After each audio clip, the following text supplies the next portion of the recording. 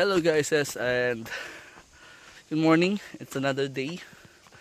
And ngayon, gigising ko lang pero narealize ko wala pala kami mantika.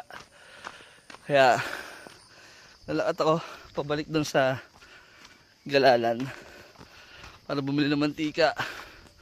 So mga estimated 18 minutes na lakaran to. Tapos 18 minutes ulit na pabalik, no? Para doon sa mantika. Hindi makakaluto pag walang mantika. Kaya yan, ayos, pagod lang.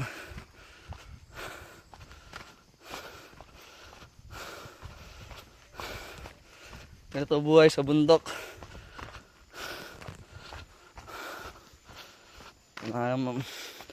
Malakad na maglakad. Ano?